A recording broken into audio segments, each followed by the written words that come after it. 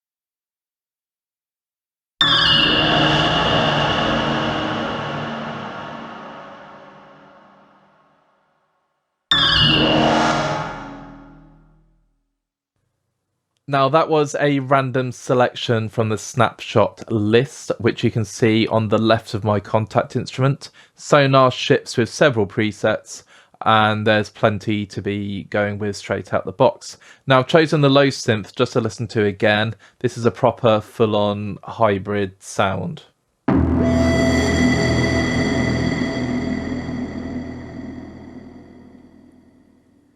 Now, it's great that the FMG have given us the option of having the dry samples as well, and obviously you combine those together to make the total patch. So the dry version sounds like this.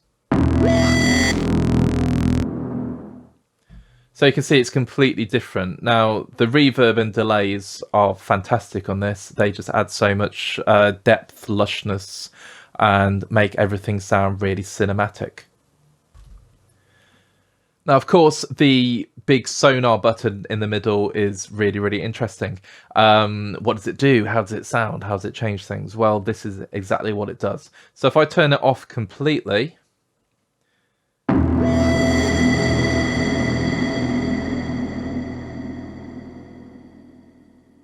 so you can hear a lot of clarity going on with the preset.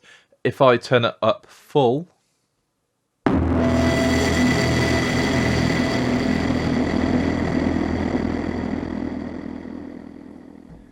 then you have that custom distortion compression sound. So obviously moving this around.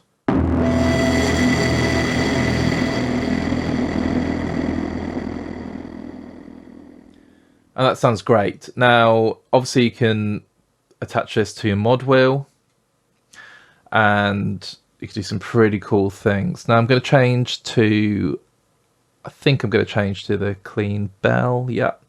Now with it turned right down.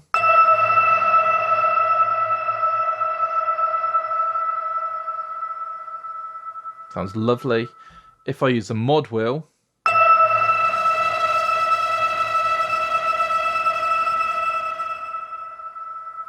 you can set the amount of this saturation effect. Now that's a very, very cool feature. So when you're going through your pieces, you can change the depth and the sound effects as you see fit. Now, while I've been really impressed with what I've heard so far in terms of the snapshot sounding brilliant and loads of different variety of pings, the appeal of an instrument like this for me is to create my own signature sounds. Now, I want to create something that's going to be unique to me and unique to my compositions, and I'm wondering if Sonar can do this. Well, the good news is that's kind of the purpose of it. The snapshots show you what it can do, but being able to create your own and have almost infinite possibilities of different sound combinations, then different effects, different levels of the Sonar destroy effect. You could just keep going and going this instrument. So for $39, it represents a, just massive value for money. Now, I've opened a fresh instance of Sonar, and the idea is I'm going to create my own very, very quickly custom ping. But before I do that, I think it's really, really useful to look at the samples we're working with. So if I mute these two, we can then go into the list and see what we have. Now, I said before they're categorized, so we have keys, organic, synth, and percussion. If I open the 8-bit key and just play the dry version, it sounds exactly as you'd expect an 8-bit keyboard to play. But the cool thing is it's only one octave, but you can play melodies on it as well. Sounds quite cool. Obviously in the wet version, you probably couldn't do that.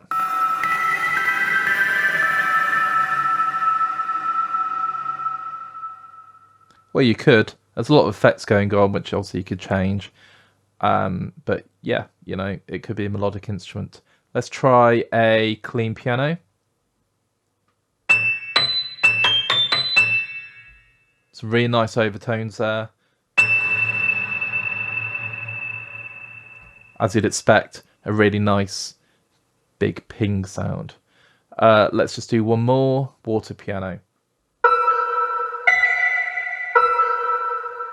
So that's the dry sounds.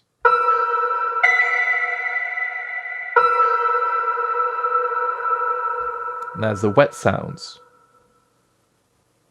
So let's go. They did say animals. Let's hear an alpaca. Okay, that's the wet version.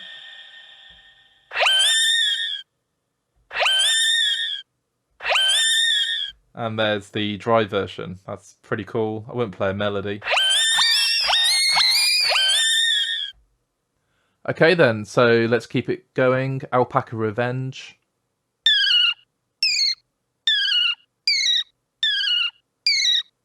Okay, and then the wet version. Starts to sound a bit more sinister, a bit haunting, like it. And let's go into some bowed sounds. Let's just go acoustic. Sounds like a fairly ominous scrape.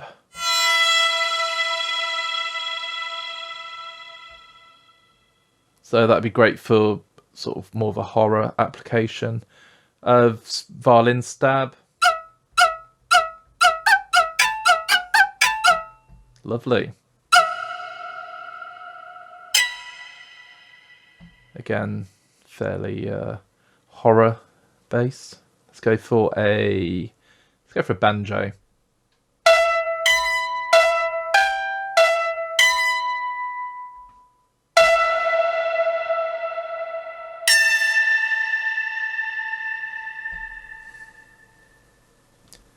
And let's try organic strikes. Let's hit some metal.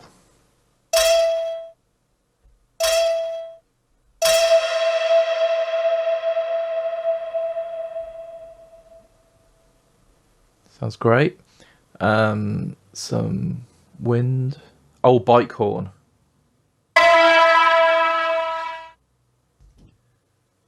Okay, let's go for cold pulse.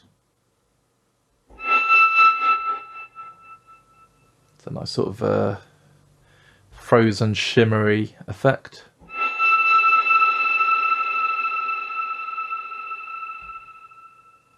That's the wet version. Synth, let's go bell droplet.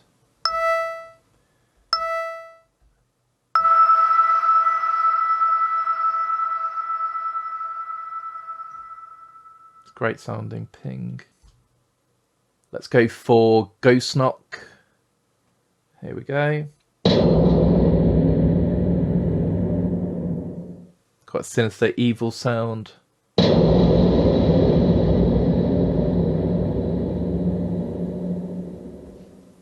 Sounds very, very cool. And trash toss.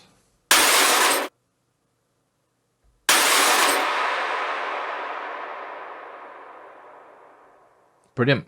So there's some of the samples we're working with. What I'm going to do next is create my own custom ping and see how easy that is. Okay, so I'm going to just randomize the samples to create my own ping and just see what I get. Here's the dry version. Interesting. Yeah, that sounds cool, quite alien-esque. Really like it. Let's hear the wet version.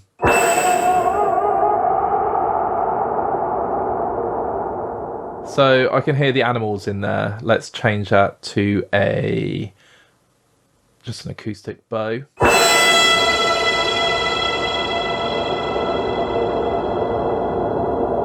Okay, and let's change the octaves so in the root key.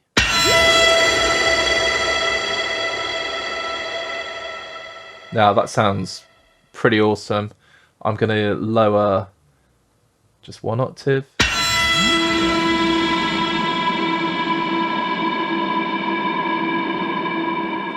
So you can really hear that synth sound becoming quite low. Let's go 2 octaves down.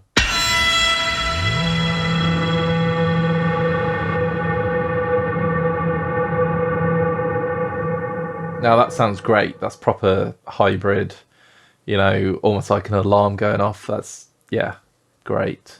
So let's go back up to root key. I'm going to take that element out though. Let's go for guitar monic.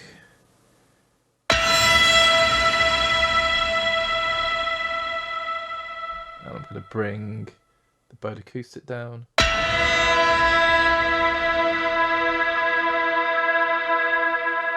Sounding more sinister. Let's bring the destroy up.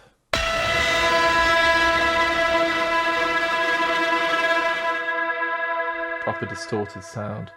Sounds great. Let's just randomize again.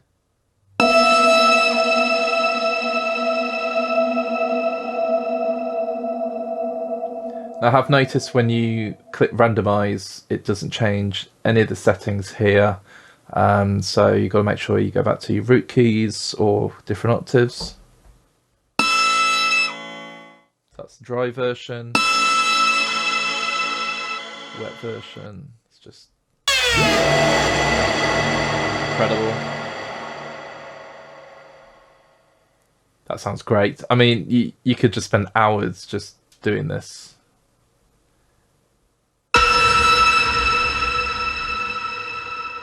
Straight away, that's a winner.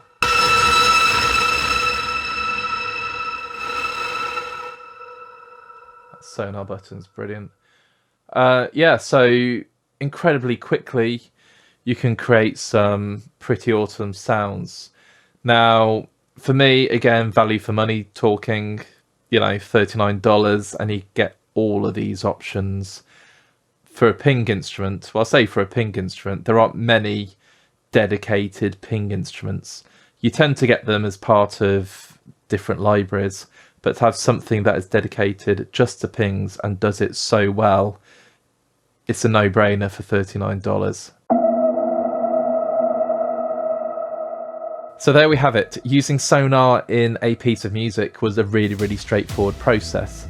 It was a single key. I recorded an E minor, so I recorded an E note in the MIDI, and I just copy and pasted it onto different instances of Sonar where I wanted it, and it gave the piece a lot more variation, a lot more ambience, and really lifted the composition for me.